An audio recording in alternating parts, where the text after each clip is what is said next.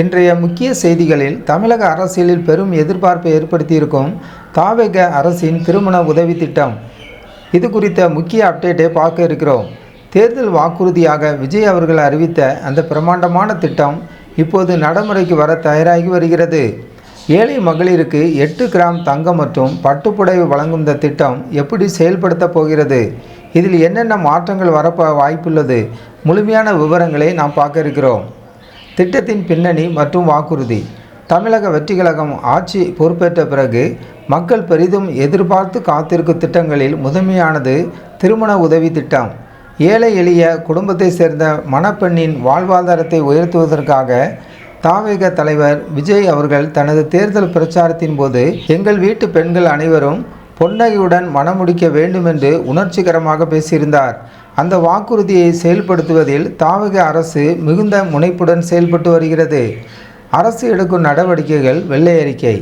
தற்போது கிடைக்கும் தகவலின்படி இந்த திட்டத்தை அவசர கதியில் அறிவிக்காமல் மிகவும் கவனமாக செயல்படுத்த அரசு திட்டமிட்டுள்ளது. மாநிலத்தின் தற்போதைய நிதி நிலைமை குறித்து மக்கள் அறிய வேண்டும் என்பதற்காக அரசு தரப்பில் ஒரு வெள்ளை அறிக்கை வெளியிடப்பட உள்ளது.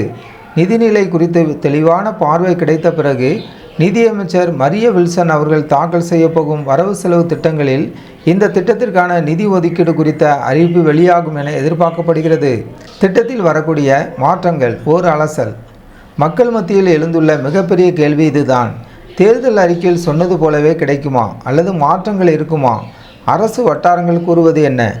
தங்கத்தின் அளவு 8 கிராம் என்பது இலக்காக இருந்தாலும் நிதி நிலையை பொறுத்து அது சிறிய மாற்றங்கள் இருக்கலாம். புடவை.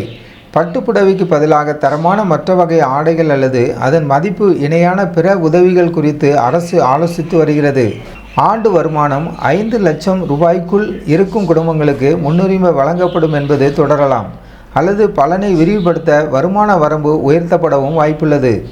செயல்படுத்தும் முறை மற்றும் பட்ஜெட். இந்த திட்டத்தை பயனாளிகளுக்கு எப்படி சென்றடைய செய்வது என்பதிலும் அரசு தெளிவாக வியூகத்தை வகுத்துள்ளது.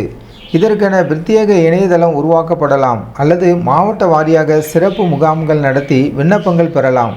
சுமார் 800 கோடி முதல் 1200 கோடி ரூபாய் வரை இந்த திட்டத்திற்காக அரசு செலவிட திட்டமிடப்பட்டுள்ளது.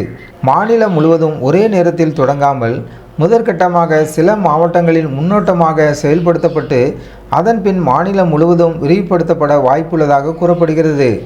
எது எப்படியோ திருமண செலவுகள் விண்ணை தொடும் இன்றைய சூழலில் ஏழை மற்றும் நடுத்தர குடும்பங்களுக்கு இந்த திட்டம் மிகப்பெரிய நிம்மதியை தரும் என்பதில் ஐயமில்லை. குறிப்பாக கிராமப்புற பெண்களுக்கு இது பெரும் வரப்பிரசாதமாக அமையும். இந்த திட்டத்தின் இறுதி வடிவம் என்ன என்பதை தெரிந்து கொள்ள நாம் வரவிருக்கும் பட்ஜெட் வரை காத்திருக்க வேண்டும்.